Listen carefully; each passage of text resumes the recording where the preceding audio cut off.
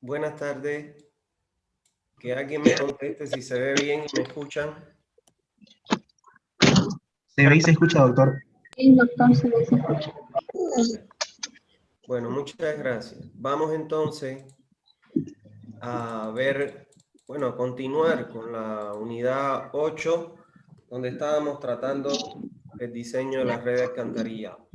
En la clase anterior pudimos ver la información que se necesita y además de esa información, espérense que es que están entrando.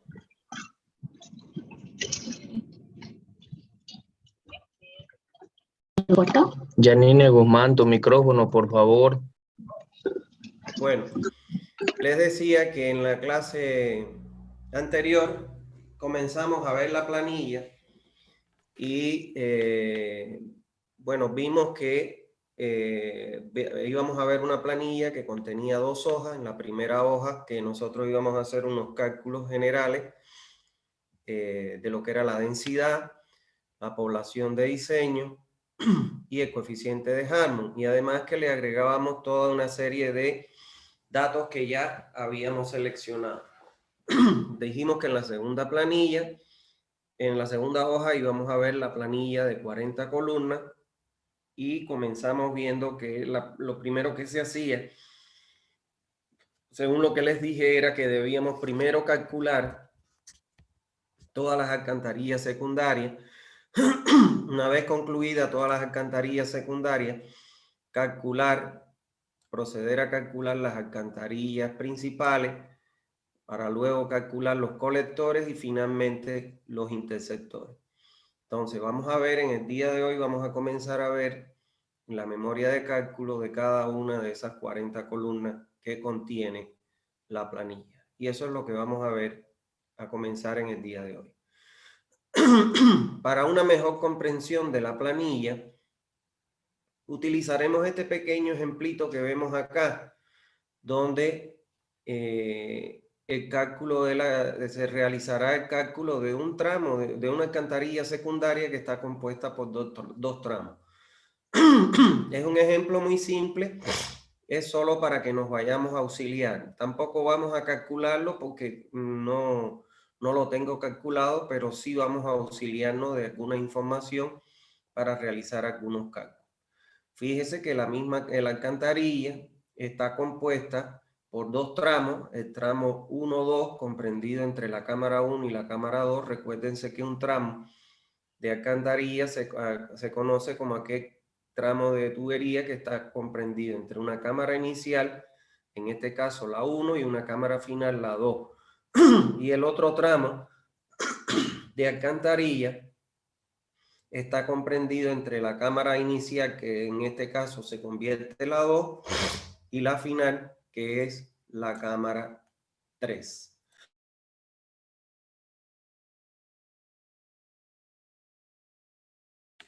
Bueno, es importante aclarar que también tenemos aquí los aportes, las áreas de aportación a cada tramo. Como vemos acá, está delimitada por estas líneas de puntos y que esa área está calculada, que lógicamente fue con AutoCAD, y se tienen estos valores para ambos tramos. Además tenemos la cota de terreno en cada cámara. En la 1 es la 400, en la 2 es la 399.80 y en la 3 la 399.60. Y como información que sale del plano, tenemos el espaciamiento, la longitud entre cámaras. Entre la cámara 1 y 2 hay 60 metros y entre la 2 y la 3 hay 40 metros. Hay algo que es importante aclarar acá. La longitud se mide de eje a eje de cámara. Siempre la longitud se mide de eje a eje de cámara. ¿Está bien? Entonces, vamos ahora a ver la planilla. Dice, en la primera columna de las 40 se va a colocar el número de la cámara que está situada en la sección inicial del tramo de alcantarilla que se analice. Si analizamos el tramo 1-2, aquí en la primera columna vamos a poner el número que tiene la cámara inicial del tramo, que es la 1. En el caso de el segundo tramo, 2-3, la cámara inicial se convierte en la 2. Ahora, en la columna número 2 se coloca el número de la cámara situada en la sección final del tramo que se analiza. Como la alcantarilla comprendía entre 1 o 2, la cámara que está ubicada en la sección final es la 2, ponemos 2. Y en el caso del segundo tramo, la cámara final es la 3. Entonces, aquí tenemos una alcantarilla secundaria que está compuesta por 2 tramos y va el primer tramo de la cámara 1 a la cámara 2 y el segundo tramo de la cámara 2 a la cámara 3. ¿Está bien? Bueno, en la columna número 3 se coloca la longitud parcial de cada tramo de alcantarilla. En el tramo de alcantarilla de 1 a 2, su longitud, miren aquí, es 60 metros. Vengo y coloco 60 metros. En el tramo 2-3, su longitud es 40 metros. Vengo y coloco 40 metros. ¿Está bien?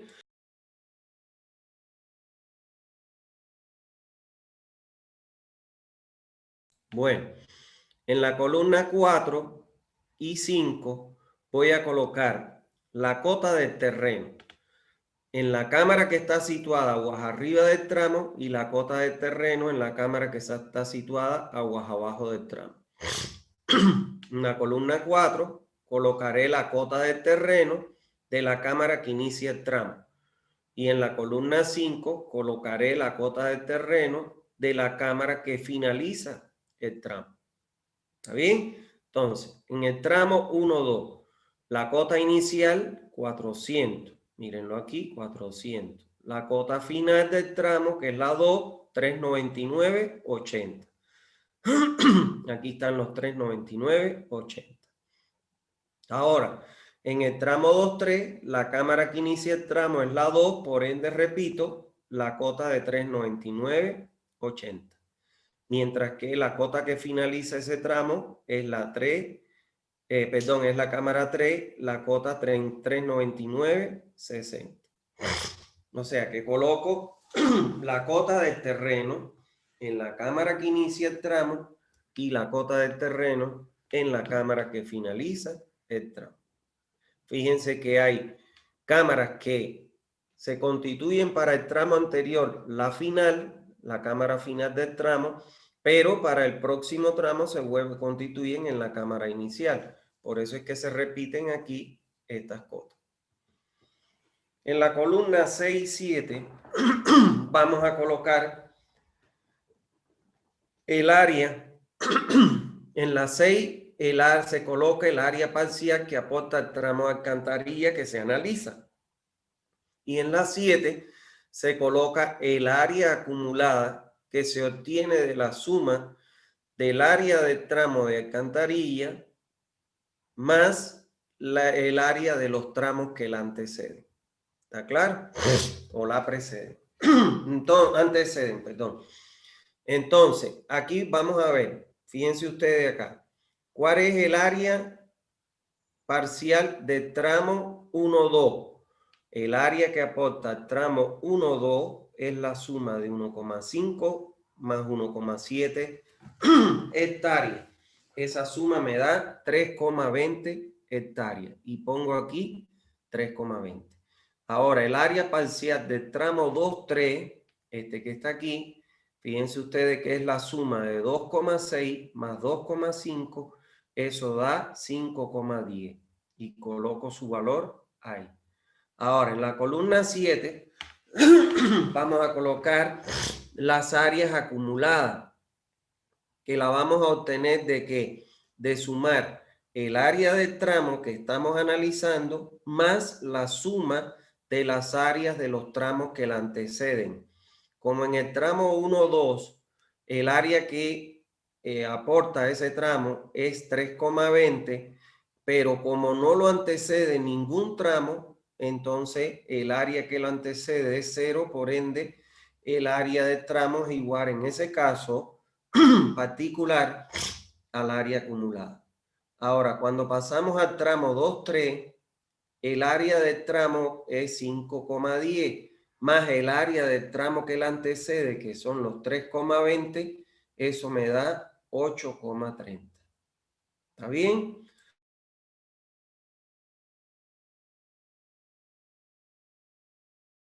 Entonces, de esa manera, nosotros tenemos las áreas parciales y las áreas acumuladas. ¿Está bien? En la columna 8 vamos a colocar la población futura parcial que aporta el tramo de alcantarilla que se analiza. Y se calcula la población futura del tramo por la expresión de multiplicar el área del tramo, que serían en el tramo 1-2 sería 3,20 por la densidad poblacional. Esta densidad poblacional es la que nosotros obtenemos en la hoja 1 a partir de dividir la población futura entre el área total de cobertura. ¿Está claro? Entonces multiplico esa densidad por el área del tramo y me da la población del tramo. ¿Está bien? En el segundo tramo sería los 5,10 por el valor de la densidad y me da la población del tramo. Ahora, en la columna 9 se coloca la población acumulada en el tramo de alcantarilla que analicemos. Y la población acumulada la vamos a obtener de multiplicar, en el caso del tramo 1-2, el área acumulada, que es 320, por el mismo valor de la densidad, y por ende, lógicamente me da el mismo valor porque no hay, en ese caso, acumulación de área. Pero en el tramo 2-3, sí hay acumulación de área. Entonces multiplicamos el área acumulada, que es 830, multiplicado por la densidad, y eso nos va a dar la nueva área. También podíamos calcular el área acumulada con el mismo criterio anterior. ¿Cuál es el criterio anterior para calcular la población acumulada? El mismo que usamos en el área acumulada, o sea que la población acumulada va a ser igual a la población del tramo más la población de los tramos que lo anteceden. Como el tramo 1-2 no lo antecede ninguna otra alcantarilla o tramo de alcantarilla, entonces la población del tramo se hace igual a la acumulada. Ahora, en el tramo 2-3 va a ser igual a la población del tramo, que son los 66, más la de la población del tramo que lo antecede, que es 1-2, que es 54, y eso nos da 120. Por cualquiera de las dos vías nos debe dar el mismo valor. ¿Está bien? Ahora, en la columna 10 vamos a calcular, como bien dice aquí, el aporte. Y pueden anotar ahí en su texto que el aporte es lo mismo que el caudal medio diario. ¿Está bien? El aporte es lo mismo que el caudal medio diario. Si ustedes se recuerdan, ese caudal medio diario, nosotros lo obtenemos mediante el cociente de dividir la población futura por la dotación futura por el coeficiente de retorno entre 86.400 segundos para transformar los litros día a litros por segundo. Entonces, ¿cómo nosotros vamos a calcular ese aporte? Bueno, que es el caudal medio. El aporte del tramo va a ser igual a ¿quién? A la población del tramo que obtuvimos en la columna 8. Mírenla aquí, esta población del tramo, que multiplica la dotación futura, que esa ya es un dato que nosotros ya calculamos, por el coeficiente C que siempre dijimos que íbamos a trabajar con 0,8 dividido 86.400. Y eso nos da un valor, aquí por ejemplo, yo le puse 0,6 litros por segundo. En el caso de el segundo tramo, cuando voy a colocar la población del tramo, coloco los 66 que hay en el segundo tramo. Sería 66 por la dotación futura por 0,8 y dividido 86.400. Y eso da 0,7. Supongamos que de eso. Eso no tiene cálculo. Entonces, en la columna 11 voy a calcular el aporte acumulado que tributa al tramo. Y este lo puedo hacer o por la fórmula o por el método que ya vimos anteriormente.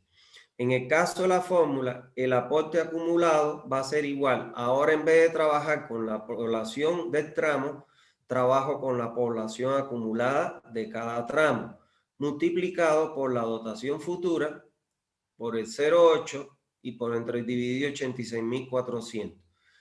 Y en el primer caso trabajo con 54, porque es la población acumulada. Y en el segundo caso, en el segundo tramo, trabajo con 120. ¿Está bien? Ahora, yo lo puedo calcular a partir de decir, bueno, el aporte del tramo, el caudal medio del tramo es igual al caudal medio del tramo que estoy analizando más el caudal medio de los tramos que lo anteceden. En este caso, como no tiene ningún tramo, el 1,2 que lo anteceda, entonces el aporte del tramo es igual al acumulado. En el segundo tramo va a ser igual al aporte del tramo, que es 0,7, más el aporte del tramo acumulado, que el tramo anterior, que es 0,6, y eso me da 1,3. Me debe dar igual por las dos formas, por los dos criterios, o usando la fórmula o usando ese criterio. ¿Está bien? Bueno, en la columna 12 y 13 vamos a calcular la infiltración.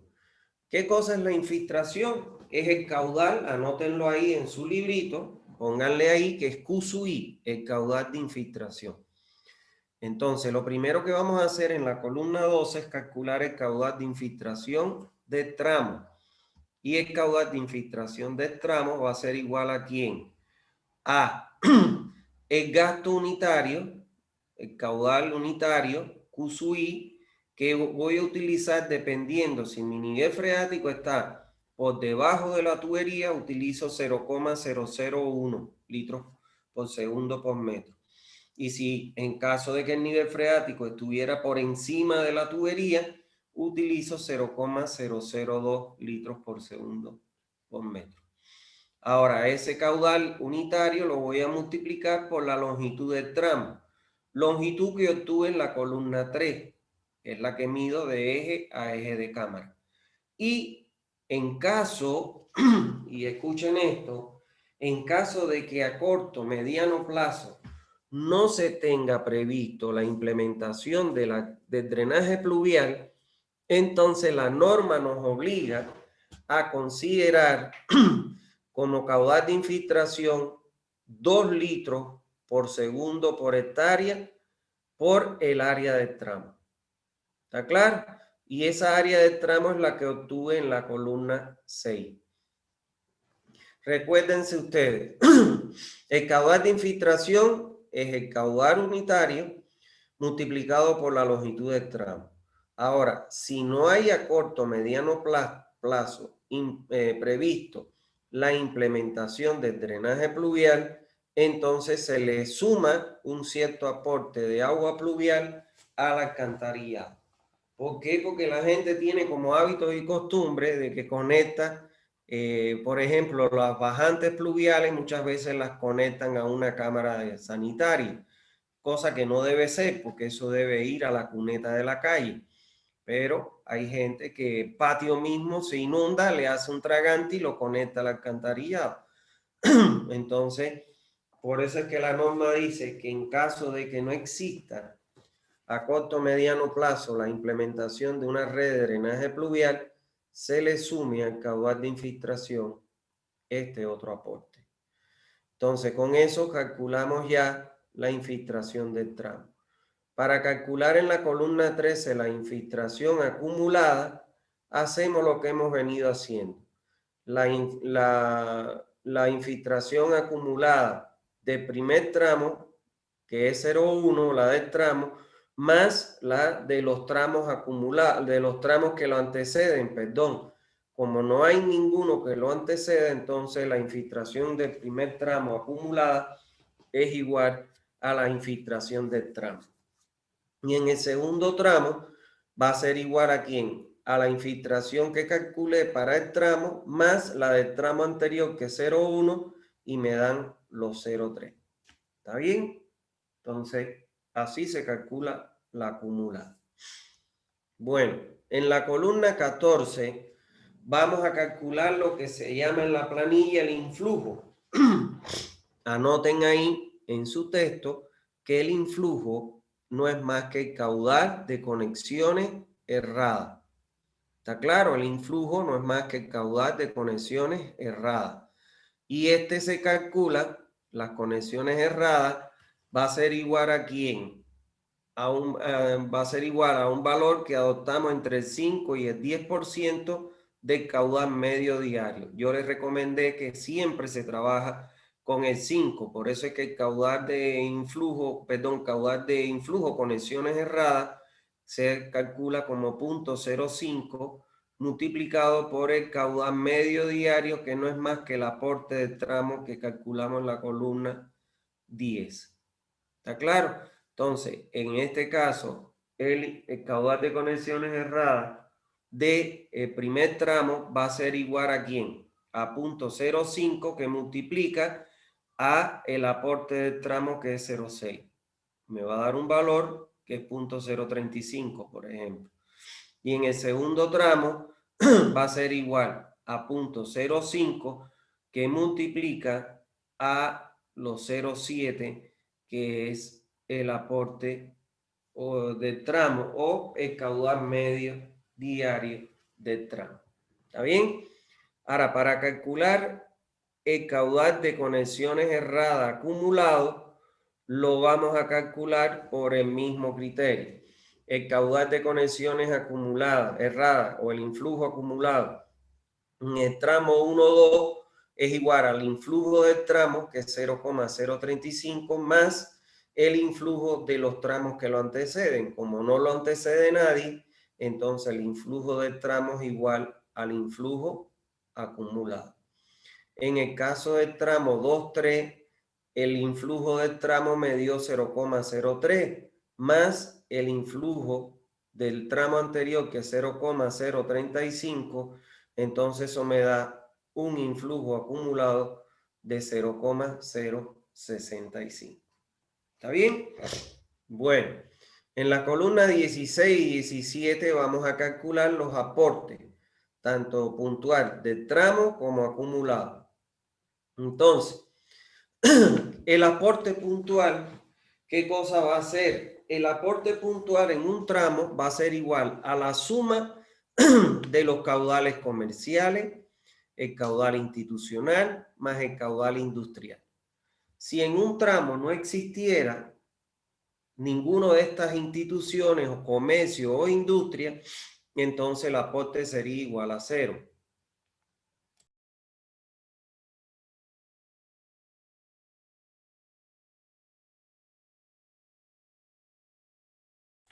Entonces, si existiera, por ejemplo, en un tramo, una escuela, un centro comercial o alguna industria, entonces el caudal de tramo va a ser igual a la suma de esos aportes comercial, industrial, institucional del tramo.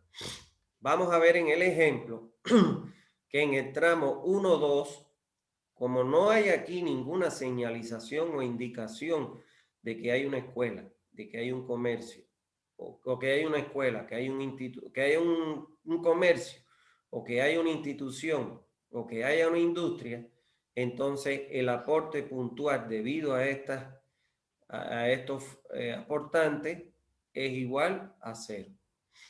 Ahora, en el tramo 2,3, el aporte puntual del tramo, vemos que tenemos una escuela que ya se calculó el caudal, como ustedes ya saben, que les dio 0,12 litros por segundo. O sea que esta escuela va a aportar al alcantarillado 0,12 litros por segundo. Por ende, como aparece en el tramo 2.3, un aporte institucional que es la escuela, coloco su valor.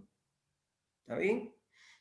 Ahora, en la columna 17 vamos a calcular el aporte puntual acumulado que tributa al tramo de alcantarilla.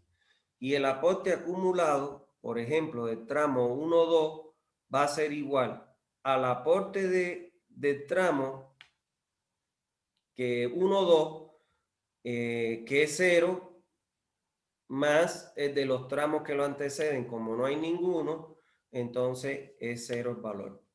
Pero en el tramo 2-3, el aporte acumulado, puntual acumulado, va a ser igual al aporte del tramo, que en este caso es una escuela de 0,12 litros por segundo, más el aporte de los tramos que lo anteceden. Como no lo anteceden, el tramo que lo antecede no tiene aporte puntual, entonces el aporte va a ser igual a 0,12 litros por segundo. ¿Está bien? En la columna 18 vamos a calcular el caudal con Harmon. ¿Qué cosa es el caudal con Harmon? No va a ser, pónganlo ahí si quieren, que el caudal con Harmon es el caudal de origen domiciliar, que es cuando nosotros lo tenemos a partir de multiplicar el coeficiente de Harmon por el caudal medio diario o el aporte en este caso. ¿Está claro? Entonces, ya ahora, a partir de aquí, trabajamos con los aportes acumulados, que son los que nos interesan. Ya los aportes del tramo ya no nos hacen falta. Lo que nos interesa a nosotros son los aportes acumulados. Entonces, el caudal de origen domiciliar o caudal con Harmon, pónganla aquí si quieren, caudal domiciliar, va a ser igual al aporte acumulado, que es el caudal medio diario, este que está aquí, 0,6 y 1,3, el aporte acumulado que obtenemos en la columna 11, multiplicado por el coeficiente de Harmon, que nosotros definimos ya su valor en la hoja 1 de la planilla. ¿Está bien? Entonces, eso me va a dar un valor, vamos a suponer, me dio 0,73 y me dio 1,60 para el segundo tramo. ¿Está bien? Entonces, en la columna 19, ¿qué vamos a calcular? La suma de caudales. Y para calcular la suma de caudales, vamos a trabajar siempre con los acumulados. ¿Qué cosa es la suma de caudales? Le pueden poner ahí que es Q sub D, caudal de diseño. Y el caudal de diseño es igual a un consumo máximo más el caudal de infiltración más el caudal de conexiones erradas. Y este consumo máximo es la suma del caudal domiciliar, comercial, institucional e industrial. Entonces, aquí ponemos Q sub D, que es la suma de caudales, va a ser igual a ¿quién? A Q sub I. Fíjense que estoy hablando aquí de Q sub I, estoy dejando para lo último Q máxima. Q sub I, que no es más que la infiltración acumulada que obtengo en la columna 13. Ya trabajo con los acumulados. Más el caudal de conexiones erradas, que es el influjo que obtuve en la columna 15, que son los acumulados. O sea que aquí sería el aporte, que es 0,6, más el influjo, que es 0,035 en el tramo 1. En el tramo 2 sería 1,3 más 0,065. Ahora, más el caudal máximo. Y el caudal máximo, ¿quién va a ser igual? A la suma del caudal domiciliar, comercial, institucional e industrial. Y esta suma que hay aquí es igual a lo que nosotros ya vimos como aporte puntual. Entonces vamos a trabajar aquí con los acumulados también. Entonces le voy a sumar, ¿qué cosa? El aporte puntual. En el primer tramo le sumo es 0, pero en el segundo es 0,12 y entonces ese es el valor que me da aquí en esta columna. Y me está faltando el aporte acumulado, es la suma de el caudal comercial, institucional e industrial. Pero ese Q máximo también incluye el caudal de origen domiciliar que dijimos que era el caudal con HAL. O sea que aquí voy a sumar ¿qué cosa? Resumiendo, la columna 13, que es la infiltración acumulada, 0,1, más la columna 15, que es punto 0,35, que es el influjo acumulado o las conexiones erradas, más el aporte puntual, en este caso es 0, más el caudal con Hammond, que es 0,73, y esa suma me da 0,87. Y lo mismo hago con el de abajo. El caudal de diseño o suma de caudales es igual al caudal de infiltración acumulado, que es 0,3, más el influjo, que es 0,065, más el aporte puntual acumulado, que es 0,12, más el caudal con Hammond, que es 1,60, me da al final 2,09. ¿Está bien? Ahora, en la columna 20, ¿qué voy a colocar acá? ¿Qué sucede? Que cuando yo calcule el caudal de diseño, puede ser que algunos caudales de algunos tramos, como por ejemplo el del tramo 1, 2, me dé menor que 2. ¿Y qué es lo que recomienda la norma? La norma recomienda realizar estos cálculos con un mínimo valor de caudal de 2 litros por segundo. Entonces, el caudal de cálculo con el que yo voy a hacer el cálculo del resto de las columnas va a ser en el que voy a colocar aquí, va a ser igual a ¿quién? Primero, si la suma de caudal me diera menor a 2, como lo es, por ejemplo, el tramo 1,2 que me da 0,87, menor a 2, entonces en aquellos tramos en que el valor del caudal de la suma de caudales o caudal de diseño me diera menor a 2, adopto como valor mínimo para el cálculo 2 litros por segundo. Ahora, si la suma de caudales me diera mayor a 2, entonces mayor o igual a 2, entonces adopto como caudal de cálculo el mismo valor de caudal de diseño, o sea, de la suma de caudales. ¿Está bien? Y este va a ser el caudal con el que voy a calcular el resto de las columnas de la planilla. ¿Está bien? Bueno, en la columna 21 vamos a calcular la pendiente del terreno. Mírenla aquí. Y la vamos a expresar en por mil. Aquí yo les he puesto expresarla en por mil porque cuando los terrenos son muy llanos, como es el caso de Santa Cruz, pudiera ser que te saliera, por ejemplo, 0,0001. Entonces te va a quedar un número muy grande, te va a ocupar un espacio, un ancho muy grande de columna y entonces finalmente no vas a poder ver toda la planilla en la pantalla de tu computadora. Y entonces por eso es que se ponen por mil. Si estuviéramos en La Paz, no hay necesidad de ponerlo por mil, lo dejamos en por ciento. ¿Está bien? Entonces, ¿cómo yo voy a calcular la pendiente del terreno? La pendiente del terreno va a ser igual a ¿quién? A delta Y entre delta X. Esta pendiente es igual a delta Y dividido delta X. Entonces, ¿quién es delta Y? Delta Y es la diferencia que hay entre la cota del terreno en la cámara situada aguas arriba del tramo menos la cota del terreno de la cámara situada aguas abajo del tramo. Ese es delta Y.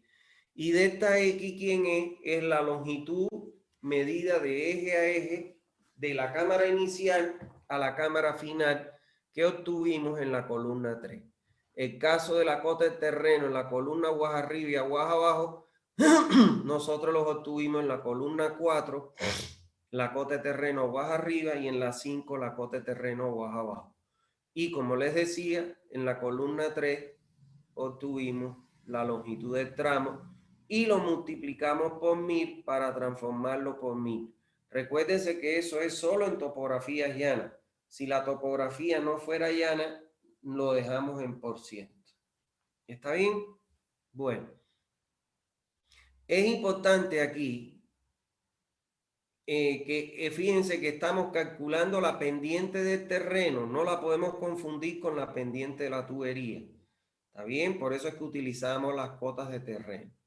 Ahora, en la columna 22 vamos entonces a colocar el diámetro del tubo.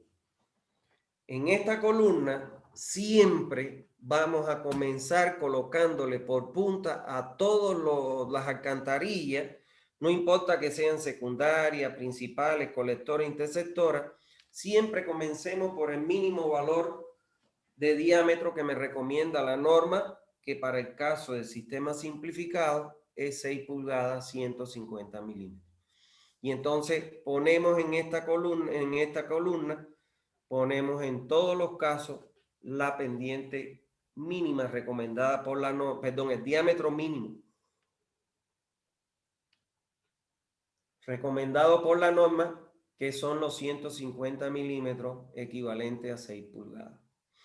Es importante aclarar que cuando no se cumple con los parámetros que recomienda la norma en cuanto a fuerza atractiva, valores de velocidades máxima y mínima, relaciones Y sobre D, entre otros, solo de las 40 columnas que tiene la planilla podemos ir variando 2 columnas nada más. ¿Está bien? De las 40 columnas, solo podemos variar 2. ¿Y cuáles son esas 2 columnas? El diámetro del tubo y la pendiente del tubo. Aquí hemos visto que vamos a colocar el diámetro mínimo. En caso que tengamos que variar el diámetro para poder hacer cumplir los requisitos establecidos por la norma, entonces, como hemos partido de asumir el diámetro menor que se admite para el tipo de alcantarilla, realcantarillado que estamos diseñando, que es 150, entonces lo único que tenemos que hacer, ¿qué cosa es? Aumentar, no disminuir, sino aumentar el valor de diámetro, porque menor a 150 no podemos utilizar. Y hemos iniciado el cálculo con el menor valor. ¿Está bien? Entonces eso es importante. Ahora, ya vamos a ver que lo mismo ocurre con la pendiente del tubo. ¿Qué les quiero advertir o alertar? Que muchas veces cuando yo cambio el diámetro, solo el diámetro, lo voy aumentando, no me hace cumplir. Puede ser que yo llegue a la conclusión de que con solo variar el diámetro no puedo cumplir, por ejemplo, con la fuerza atractiva. Entonces, hay casos en que independientemente con solo variar el diámetro o solo variar la pendiente no resuelve el problema. Y en esos casos va a tener que acudir a variar ambas variables a la vez. O sea, varío mi diámetro, aumento mi pendiente, aumento mi diámetro y aumento mi pendiente. Y así hasta que logre el cumplimiento del parámetro que está fuera de la normativa. No es difícil y ustedes siempre tienen la obligación de que se cumplan con todos esos requisitos. Fuerza atractiva, velocidades, relaciones Y sobre D, etcétera. ¿Por qué? Porque no es... El proceso de cálculo no es difícil, porque solo tiene que variar 2 columnas, que son la del diámetro y la pendiente. Y en ambos casos, ya vimos en el diámetro que comenzamos trabajando con el menor diámetro. Si tengo que variar, lo que tengo que hacer no me queda otra que ir aumentando el diámetro. Ahora voy a aumentar los diámetros de acuerdo a los diámetros comerciales existentes en el mercado. Ya yo les dije hace unas clases atrás que debían bajar los diámetros comerciales.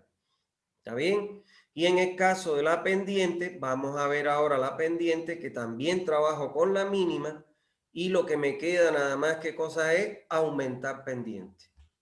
O sea que en ambos casos, lo único que tengo que hacer es aumentar diámetro y aumentar pendiente. O sea que no es difícil ir variando de a poquito hasta lograr el cumplimiento de todos los requisitos de la norma. ¿Está bien? Entonces, en la columna 23 vamos a calcular la pendiente de la tubería que se obtiene según las recomendaciones de Metcalfe and Eddy. A ver, Metcalfe and Eddy son dos investigadores, dos autores de un libro, pero son más que todo investigadores de estos temas de redes de alcantarillado. Para mí, ellos tienen los textos más completos que usted puede encontrar en la ingeniería sanitaria.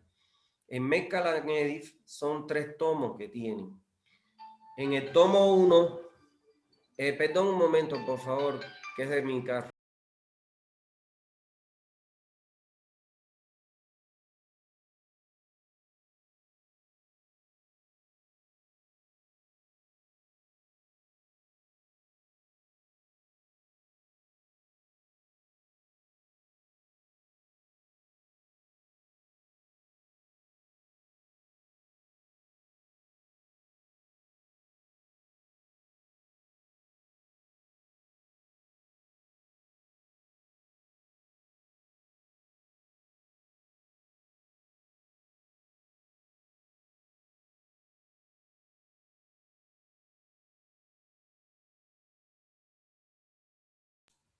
Bueno, van a disculpar, es que el carro lo metí en el taller y en Incruz y me iban a confirmar si le iban a hacer una cosa ahí y cambiarle unas correas y las consiguieron y se las van a cambiar.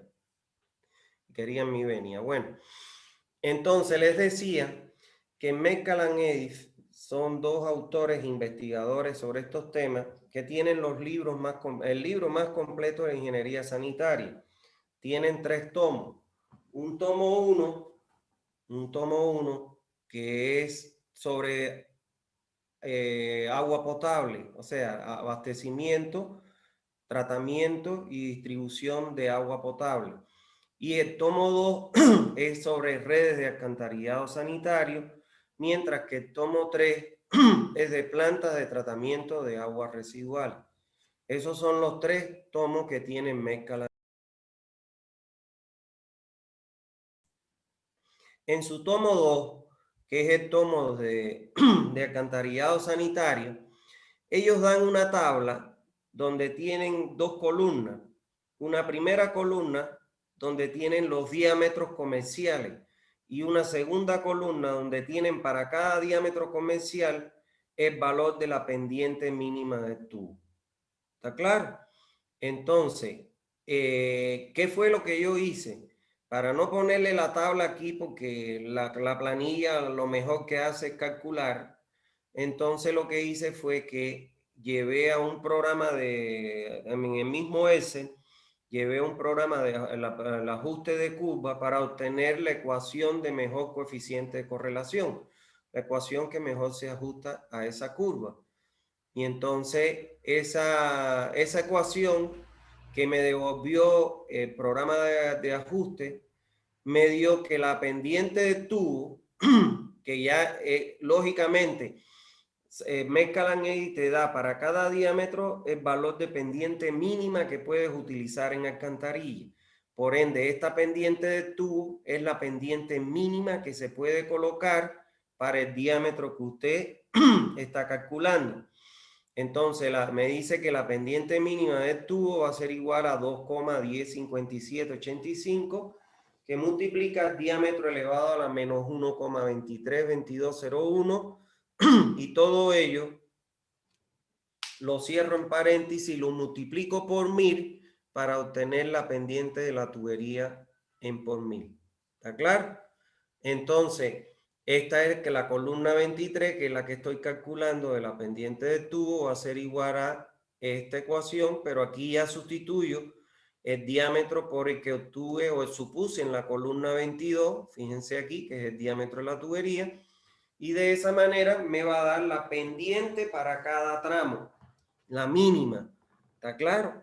Entonces, como tanto el diámetro como la pendiente son las únicas variables que puedo tocar o columnas que puedo tocar en la planilla para ir variando, en el caso del diámetro ya vimos que partíamos del mínimo, 150. Y en el caso de la pendiente de tubo nos va a dar, para ese diámetro mínimo, nos va a dar ¿qué cosa? La pendiente mínima. Entonces, en caso de que tenga que cambiar la pendiente, como tengo aquí el valor de la pendiente mínima, lo único que tengo que hacer, ¿qué cosa es? Ir aumentando el valor de la pendiente nada más. Les aclaro algo. Aquí, si mi pendiente me dio, vamos a suponer 0,01, yo no voy a cambiar de 0,01 a 0,1 porque es muy brusco el cambio. Aquí los cambios de la pendiente los van a ir haciendo de a poquito. Si me dio 0,01 y lo voy a aumentar 0,02, 0,03. Y van a ver que va a llegar un momento en que van a decir 0,25, 0,0252, por ponerle un ejemplo, hasta que logren el cumplimiento de la fuerza atractiva, relación Y sobre D, velocidad de circulación, etc. Recuérdense que se pueden encontrar en algún tramo que solo variando el diámetro no logran meter un parámetro dentro de la norma, o solo variando la pendiente tampoco lo logran. Entonces, en esos casos se varían alternadamente diámetro y pendiente, diámetro y pendiente. ¿Está bien? Entonces, eso sería la recomendación. Eso es lo que le acabo de explicar ahora. Bueno, en la columna 24 y 25 vamos a calcular la cota de solera,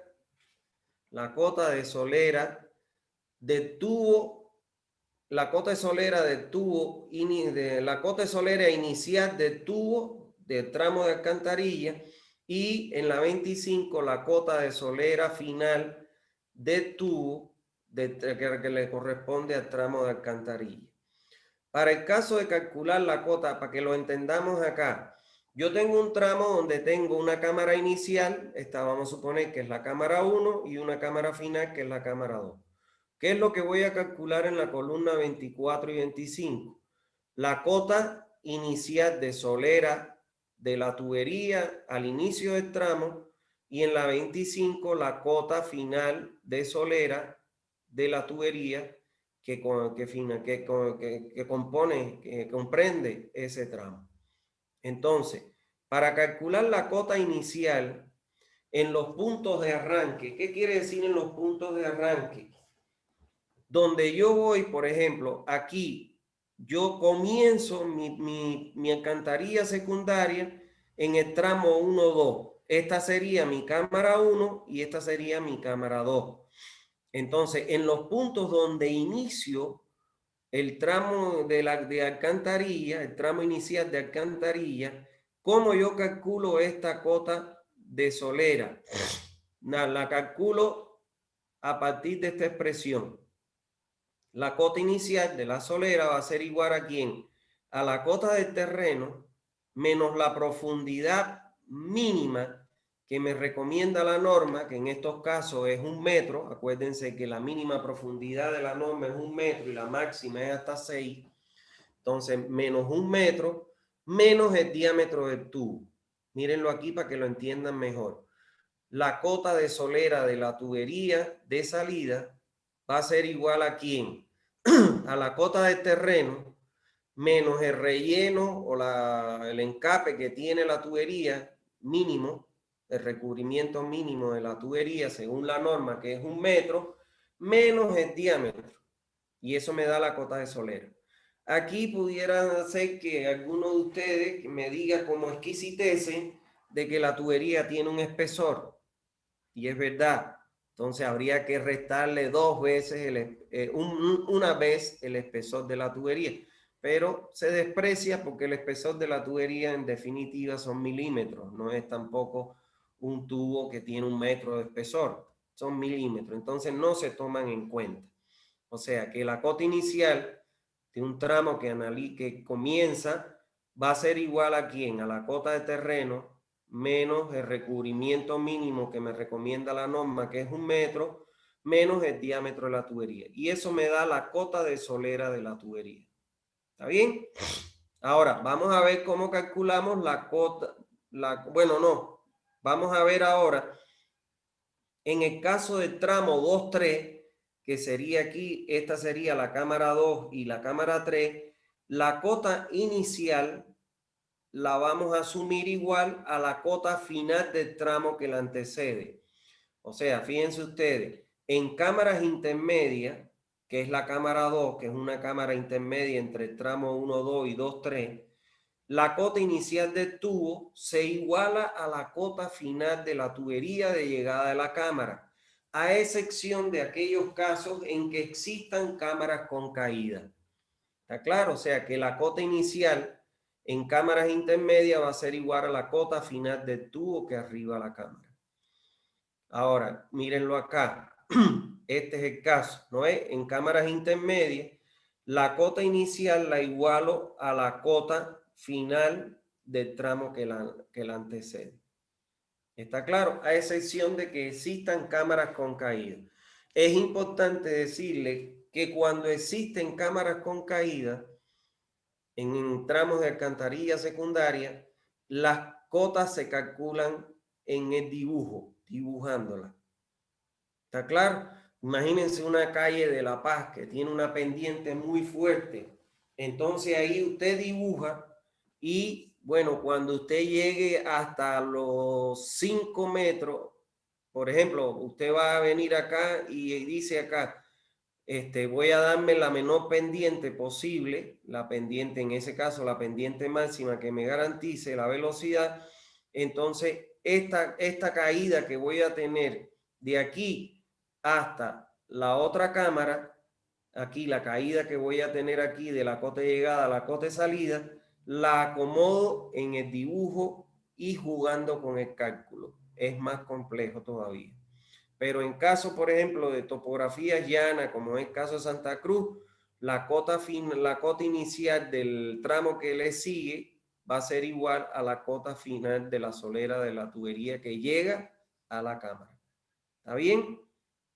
Siempre que las condiciones lo permitan, nosotros debemos comenzar en la cámara inicial considerando en el cálculo de la cota de solera inicial el mínimo valor de relleno que me recomienda la norma, que es 1 metro. Porque si yo aquí, en vez de darme 1 metro, me doy 2 metros, ya me estoy enterrando y estoy incrementando, ¿qué cosa? Los costos de excavación y por ende el costo del proyecto. ¿Está bien? Resumiendo, en las cámaras que inician tramo, en este caso es el tramo 1-2, en el 1 se inicia un tramo, una alcantarilla, va a ser igual la cota de solera a la cota de terreno menos 1 metro de recubrimiento menos la profundidad, perdón, el diámetro de la tubería. Y eso me da la cota de solera inicial. En las cámaras intermedias, que esta sería, por ejemplo, la cámara 2 y la cámara 3 está acá. En la cámara 2, la cota inicial del tramo de tubería que sale de la cámara lo igualo a la cota final de la tubería que llega a la cámara. ¿Está bien? A menos que existan por la topografía del terreno que tenga que colocar cambio, o sea, cámaras con caída. Bueno, en el caso de cómo se calcula en la columna 25 la cota final de la tubería, de solera de la tubería, entonces esta cota final yo la voy a calcular a partir de restarle a la cota inicial que obtuve, restarle qué cosa, delta Y, que es la diferencia de altura que hay entre la cámara de inicio y la cámara final. ¿Está claro? Y ese delta Y, ¿cómo lo voy a calcular? Multiplicando la pendiente. Recuérdense que la pendiente es delta Y entre delta X. Si yo quiero calcular delta Y, multiplico la pendiente por delta X. Y delta X es la longitud que tengo entre los ejes de las tuberías. Entonces, la cota final me queda que es igual a la cota de solera inicial menos la pendiente del tubo, que lo divido aquí entre 1000 porque la pendiente del tubo allá la multipliqué por 1000. Mire que lo tengo por 1000 aquí para transformarla a fracción, multiplicado por la longitud del tramo, que creo que en el primer caso eran 60 metros. ¿Está bien? Y de esta manera tengo la cota de solera final de la tubería. Entonces eso es lo que lo vamos a dejar aquí en la columna 25 y en la próxima clase seguimos viendo el resto bueno, seguimos viendo la planilla, nos vamos a demorar dos días más, 2 o 3 días más. Bueno, si tienen alguna duda, se las puedo aclarar. Buenas tardes, doctor. Buenas tardes. Bueno, No sé si podría compartir su presentación, la última. claro, claro. Vamos a compartir pantalla ahora. ¿Cuál quiere la última? Por favor. Eso. Esta, ¿no? A ver, dime. Ahí, a ver. ¿Cómo decía que calculaba la cota de, ¿cuál era? La 25, ¿no? La cota final, que era la cota del terreno menos la pendiente del tubo, dice. No. A ver, yo quiero calcular la cota de solera de la tubería al final del tramo. ¿No ves? Esta que está aquí. Ya. Esa cota de solera va a ser igual a ¿quién? A la cota de solera que inicia el tramo del mismo tubo, ¿no ves? La cota de solera inicial menos delta Y, que es la diferencia de cota topográfica que tengo entre la solera inicial y la solera final. Entonces, ese delta Y, ¿cómo yo lo voy a calcular?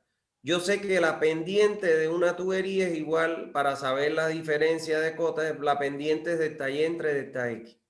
Si despejo de aquí delta Y, que es lo que yo quiero calcular, va a ser igual la pendiente del tubo por el delta X, que es la diferencia que hay en longitud entre el tramo inicial y el tramo final de la alcantarilla.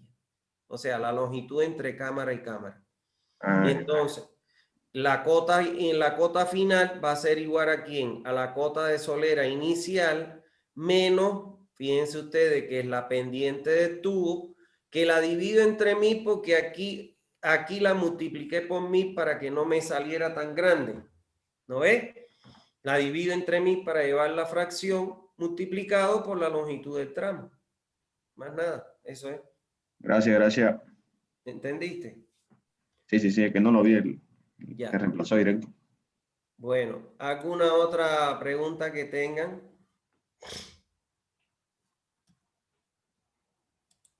¿Alguna otra duda, porfa? Ingeniero, una consulta. En la columna 12, cuando dijo que teníamos que sumar más 2, se me fue el internet, no le llegué a entender muy bien esa parte. ¿Podría repetirlo? La columna 12. Vamos allá.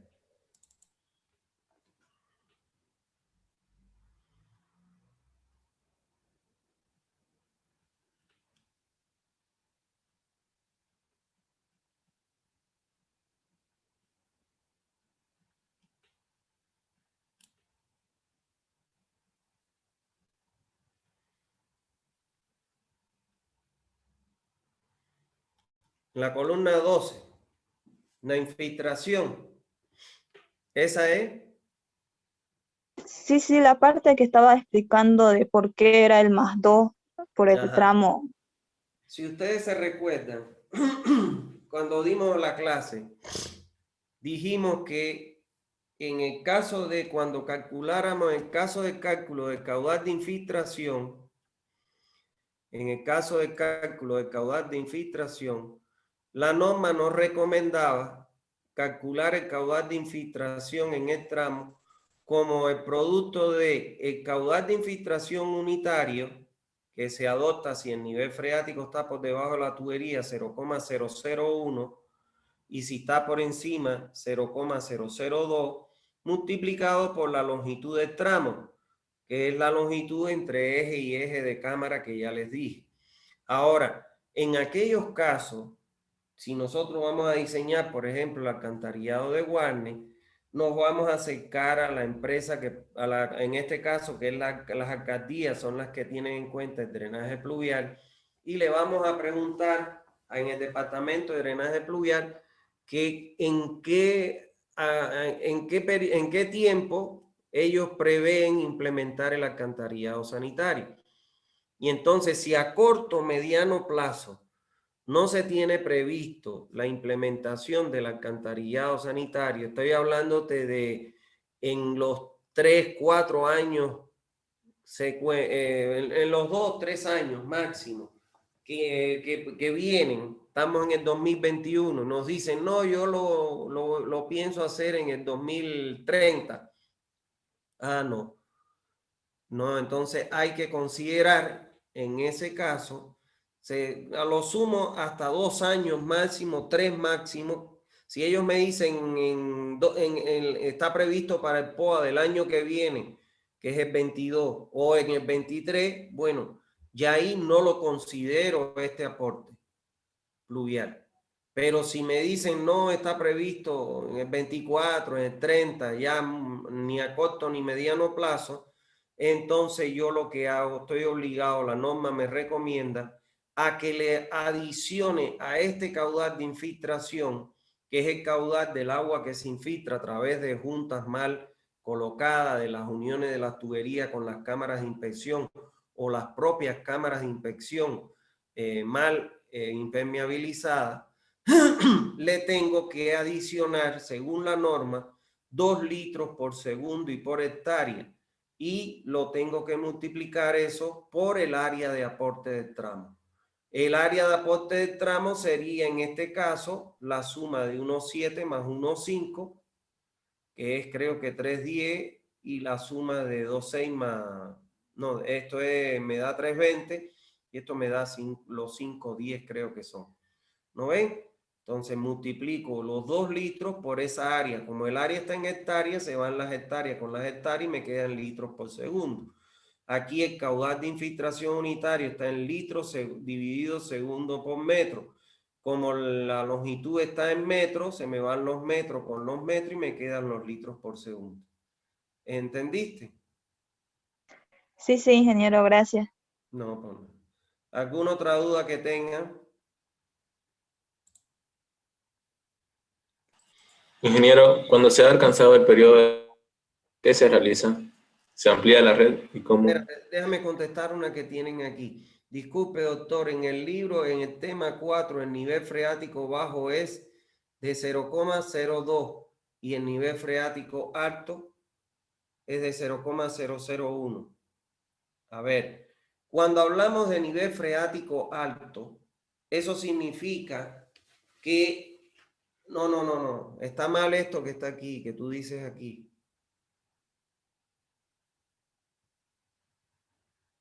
Nivel freático alto.